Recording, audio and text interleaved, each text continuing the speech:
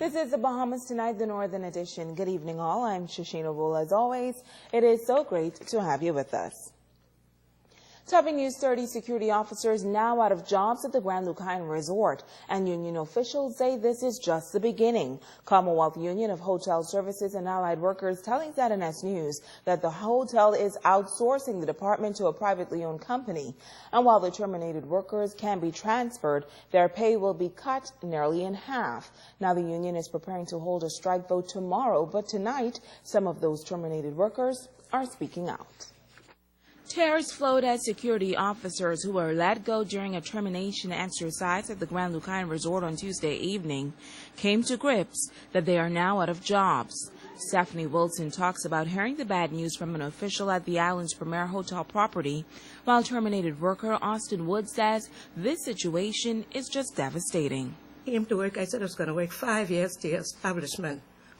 I worked 13 years. I have never yet one day was calling to human resources. What am I here for? But I say anyway, thank you, sir. To God be the glory. And I am really hurt because we have mortgages, got car payment to pay, children to take care of.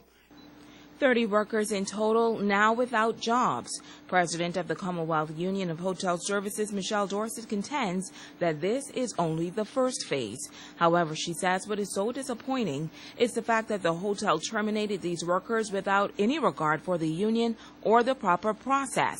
The union is now organizing a strike vote for Friday. That's why it's very important for us to plead to the public to understand that we have to take this move. And we need their support. The money don't buy land. They have to understand the workers in Grand Bahama need the support for the public servants. We need everybody on board, the Christians, the churches, everybody have to come on board with this now because Grand Bahama do not need no downsizing. That's the union having a problem right now. But you know, God is good, and we are all going to be united. We're going to stand strong. Trustee Maureen Sands and First Vice President Kareem Hollingsworth are asking the workers to support this strike vote. I'm asking each and every sister and brother in the hotel, please come out and take the strike vote. Please come out to support your brothers and sisters. This is their day today. Tomorrow will be our day. We are young Bahamians, older Bahamians, and we deserve to be treated like human beings. Advisor to the union, Reverend Michael Pinder, says these terminated employees on average have been working for $375 a week. But now that the Grand Lucayan is outsourcing the security department, they can apply to that company, but will only be paid $200 a week without benefits. After the meeting with Marjorie yesterday, we stood in the hall. About 70 of these security officers came by. I was almost driven to tears. Because when I look around that room, I didn't just see workers, I see people who are out of a job. People who have families, mortgages, people who have commitments. Reverend Pinder says they are not getting much help from the Labor Department, adding that it is a shame the way these Bahamians are being treated. He's calling on the government to intervene. We're going to write to the government and let them know the trash these people are telling them is not so. Yes, they're outsourcing. Yes, they told the people to hire them. Who's going to go and work for $200 after working for $375? So we're going to let them know and investigate it. And they don't want to do nothing about it, then we do what we have to do. The coastal community of Williamstown, the scene of a dispute after residents say access to a portion of a popular beach was cut off. Joan Davis Rolle has this story tonight. We want the boulders to be moved from off the beach. Residents who traversed the beach at Williamstown along the Island Seas Resort got the shock of their lives Wednesday morning. Among them Richard Kelly, Diane Ingram, and Terry Williams, who say they are up in arms over the fact that what has become a routine for Kelly for the past 30 years and others abruptly came to a halt. I'm very upset. We've been walking this beach now for the past 30 years, especially now we have quite a number of retirees who comes out here just to enjoy themselves early morning and to enjoy the little that we have here. Now the boulders are going here as a boundary line, not a temporary situation. What it does, it prevents us from walking the beach. It also prevents the tourists that comes in and enjoy the beach along with us, and those that lives in Williamstown that spends a few dollars there, that prevents them from going down there as well. And so for this reason, we are very upset. My girlfriend called me. She has a little kitchen out here that she caters to the tourists out here on this beach.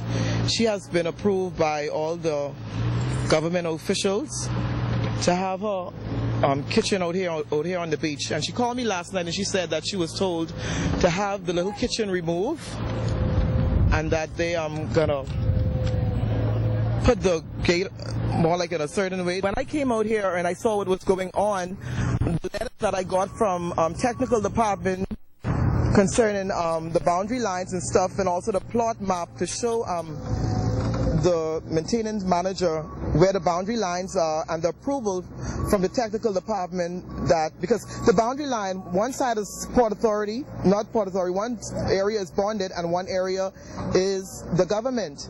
And the hotel, like I said, it's bonded, and they want to move their boundary over to the government section, so That's where the problem came in? yeah. What did you think of when you saw the boulders here today? I was shocked because I've been coming out here now like 3.5 years now because I have lupus, and when I came out here first, this is therapy for me.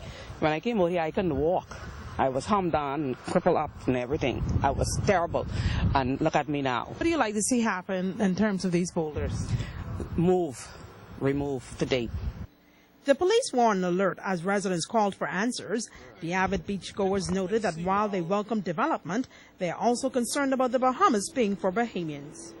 The beach belongs to the Bahamian people, and for what I've been seeing going on for the past several years with resorts and other hotels and all of that coming in, and they put up these boulders and stuff, and it's really, it's not good.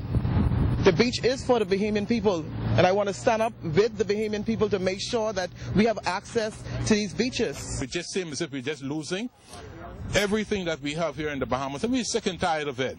I'm a Bahamian. I love my country, and I enjoy the beach. This is the only place I come to, and to have some sanity at times, with all that is going on in our country, and to see what is happening. And I am tired. Joan Davis Rolle, ZNS Network News. Now, eventually, officials ordered the removal of the boulders, instructing the neighboring property to relocate those boulders to another area. In other news, officials at Jack Hayward High School amping up routine searches after last week's drug find on the campus. Charisma Robinson spoke with the school's principal yesterday, who says the school will do what it can to prevent such incidents in the future. A small amount of suspected marijuana found on the campus of Jack Hayward High School last week. Principal Yvonne Ward says the drugs were not found as a result of a routine search. A cell phone went off in the classroom, and we came to do the search to find the cell phone. And as a result of that, the drugs were found. Initially, a group of students was taken into custody, but they were later released with the exception of a 17-year-old male student who has since been charged with drug possession. Once we have to address a problem like that, there are procedures that we have to follow. As you know, we have police officers on the campus. And so once something like that happens, it really is in their hands. They take over, okay? We can only do what we can do, okay, to keep our children safe on the campus. You're going to always have that element. With so many other issues happening on any given day, the principal admits there could be loopholes at times with routine searches. We've always conducted searches, but of course, every now and again, you're going to have to pep it up, okay? Sometimes you get a little lax in doing that, and of course, we're going to do more of that. And also being vigilant at the gates in the mornings. We have our earheads at the gates in the mornings. But of course, children, they will find a way. Moving forward, she says the school will continue its anti-drug program. We have seminars all the time talking about drug abuse and whatnot and not using drugs. We do it all the time. Now, as for that 17-year-old male student, he's expected to appear at the next sitting of the juvenile panel. Charisma Robinson, ZNS Network News. Stay with us. There's more news right after this.